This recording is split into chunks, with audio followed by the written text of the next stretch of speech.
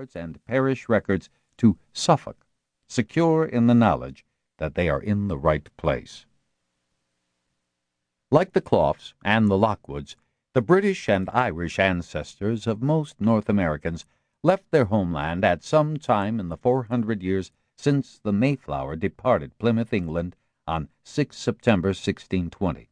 This is a long time in the history of modern America, but only an instant in genetic terms.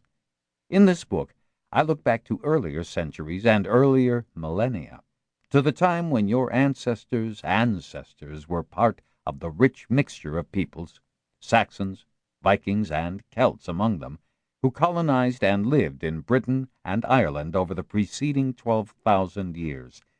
My only hope is that, should you be tempted to probe deeper into your own genetic ancestry, your reaction to the results will be less extreme than Wilma's from Oklahoma. Bryan Sykes, Oxford, August 2006.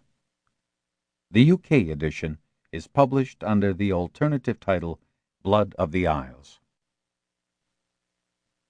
Prologue. This is the very first book to be written about the genetic history of Britain and Ireland, using DNA as its main source of information. It is the culmination of an ambition, almost a dream, that I first had 10 years ago. Having successfully used DNA to solve several outstanding issues about the human past on a continental scale, I wanted to push the method to its limits and dissect the intimate genetic makeup of a smaller region. And where better to do this than in my own backyard, so to speak, my own country, one that I share with 60 million others, and with an even greater number whose roots are here, but who now live overseas. And what a land it is, full of myth and legend, brimming with archaeological treasures, and set down in a rich treasury of historical documents. For its new scientific content, Saxons, Vikings, and Celts relies primarily on the results of a systematic DNA survey that I and my research team in Oxford University have undertaken over the last 10 years, a survey involving more than 10,000 volunteers from every part of the Isles.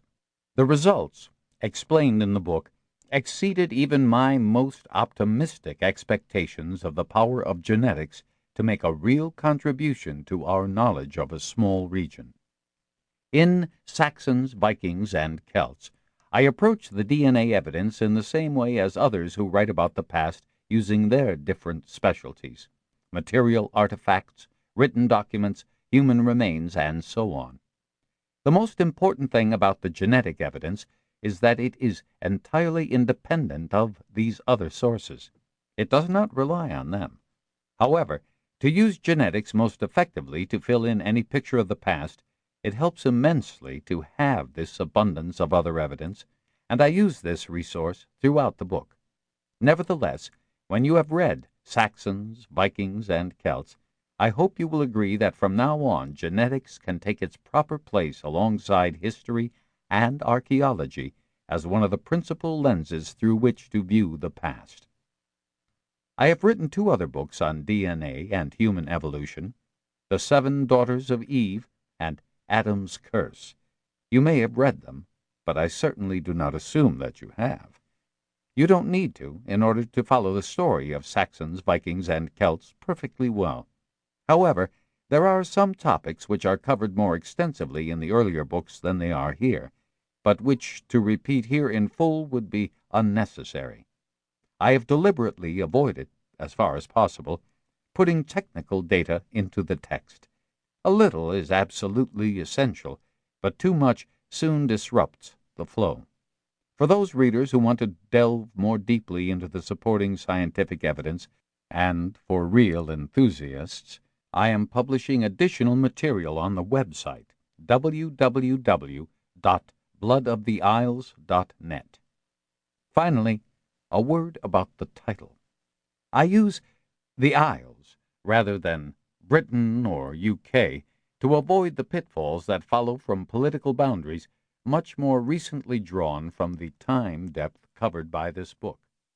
Many in Ireland